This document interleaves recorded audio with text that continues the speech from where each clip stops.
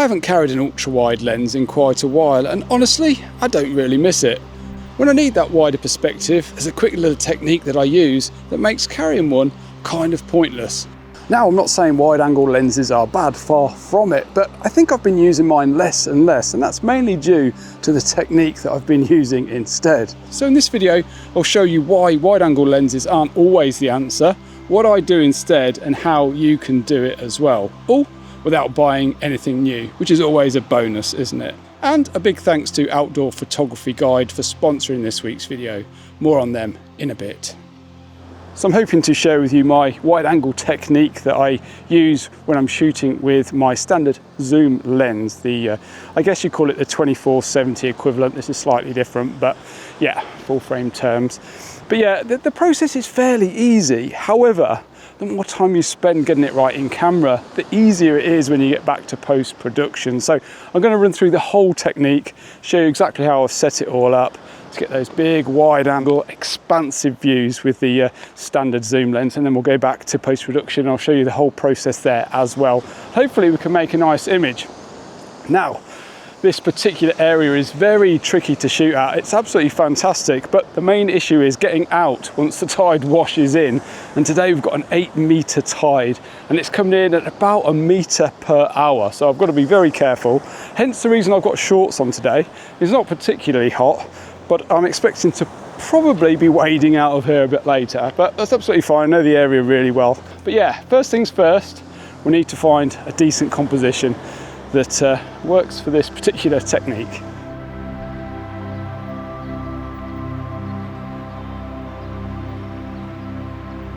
So I've found my composition. I think what I'm going to try and do is incorporate these rocky crags in front of me that are covered in barnacles and mussels and limpets.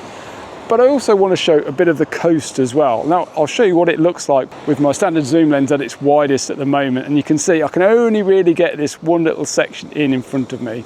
So what I'm going to do is I'm going to stitch a series of images together to create a wide angle field of views. 2 at the bottom and 2 at the top. Now, there's lots of different variables with creating an image like this, and it can make, stitching the image together quite tricky if you don't get it right in camera. So I'll talk you through the settings and everything in a second, but what we really need to do first is get the composition sorted. And I guess this is one of the downsides, because we're not shooting with a wide angle lens, we can't see our composition in one image when we're framing it up. So we have to use our imagination a little bit, but I think with a bit of forethought, we can make this work, and it might make you think twice about taking that wide angle lens out, especially if you're on a long hike and you want to keep the weight down in your pack. Right, let's get set up. Now, one of the first things I try to do is get my tripod nice and level, because when we move through this set of images here, the more level we are now, the easier it's going to be to stitch later on. I've got a level on top of my geared head here, which shows me if I'm level or not.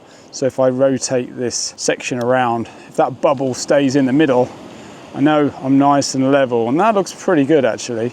What else have we got to talk about? Shutter speed. At the minute we're 40th per second, but I want to show a little bit of motion in the water as well. So I'm thinking probably 1/3 to 1/4 of a second is going to be about right for this. So I'm going to put a 3-stop filter on.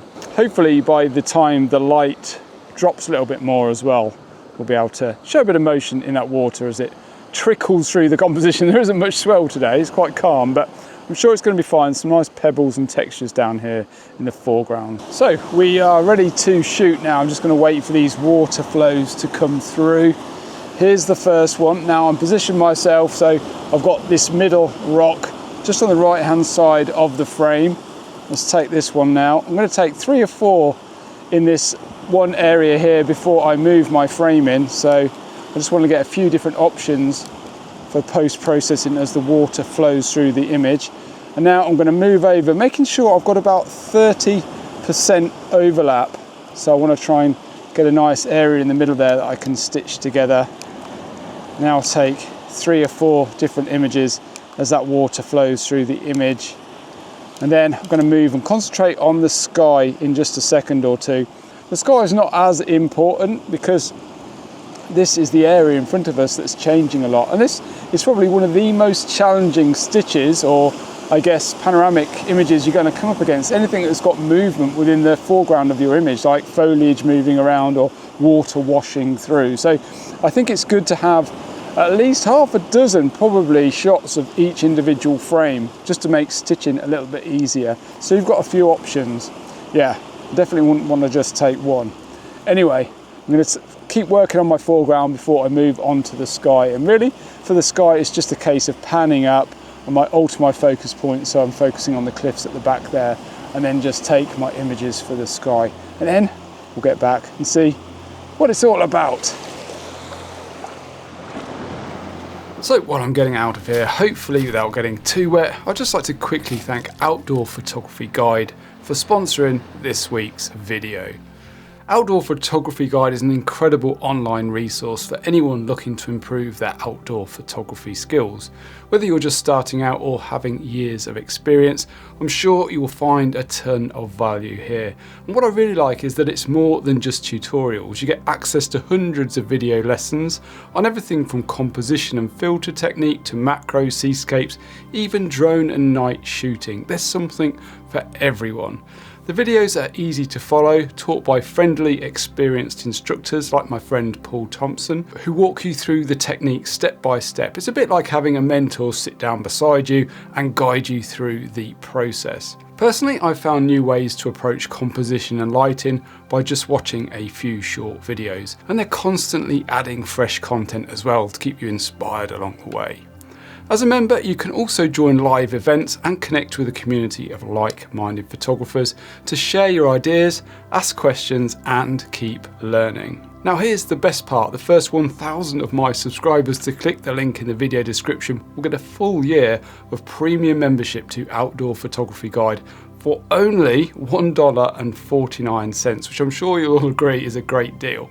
So a huge thanks to Outdoor Photography Guide for supporting this week's video. Be sure to go and check them out. Now we've got the images here that we're going to blend together, and there's a couple of ways of doing this depending on the software that you use.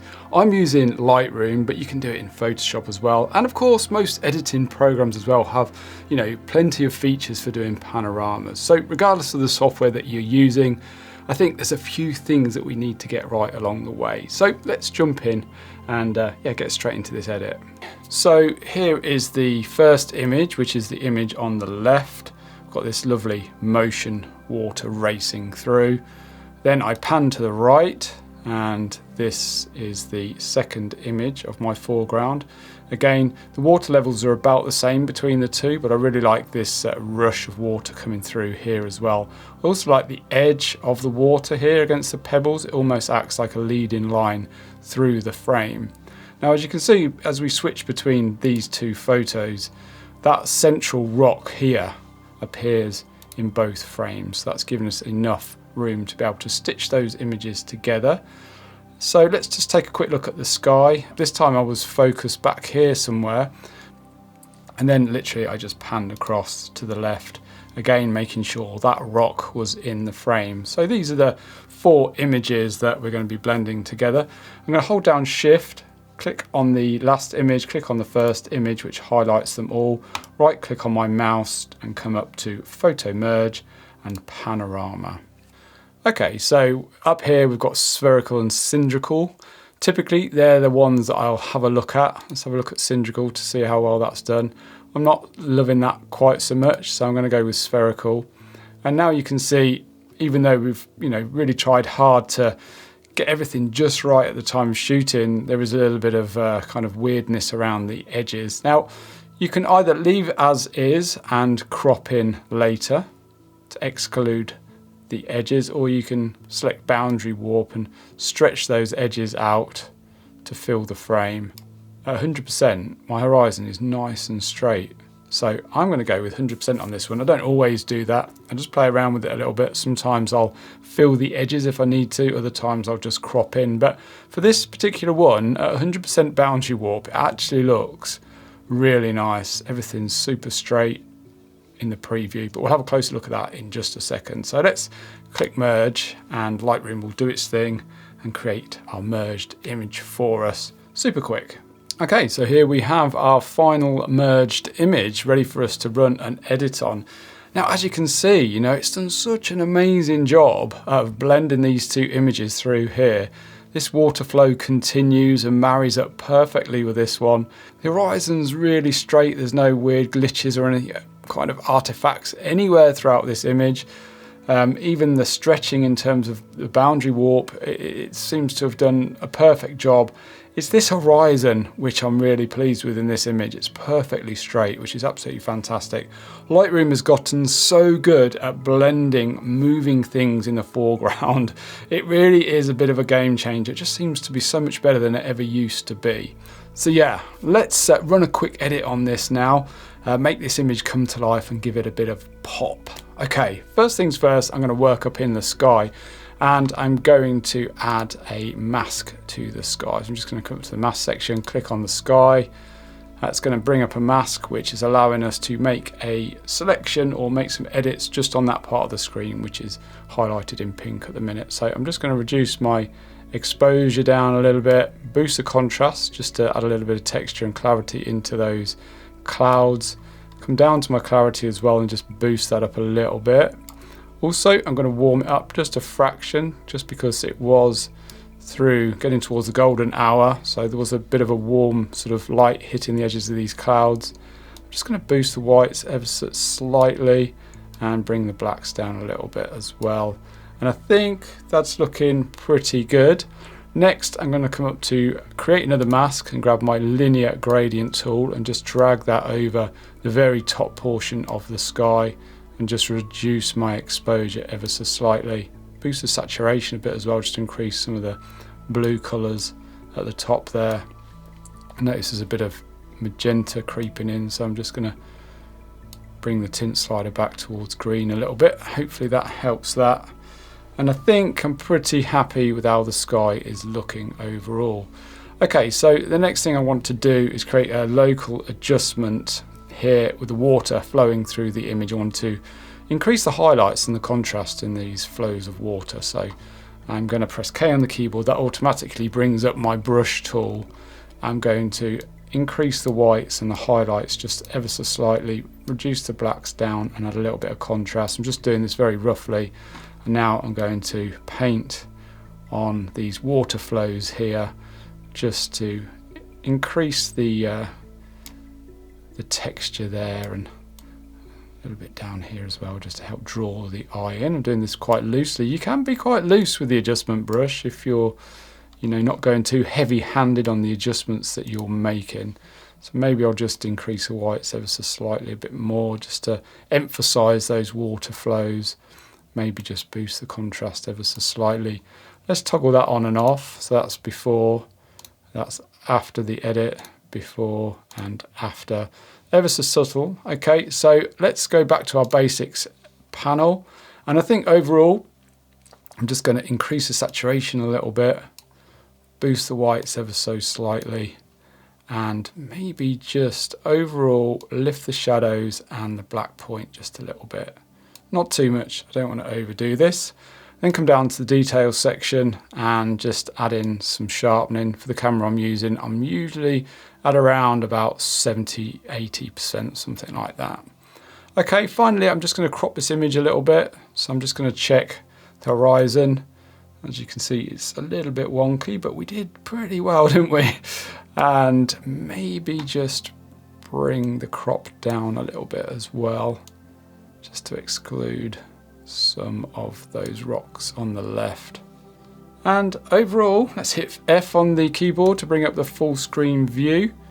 And overall, I think this is a nice little image. I'm really happy with how it's stitched together. To be honest, if I wasn't sort of talking about this as I was going through the edit, it would probably have taken me about 2 minutes to do in completion. So yeah, it doesn't take that long, providing you get it really good in camera at the time of shooting.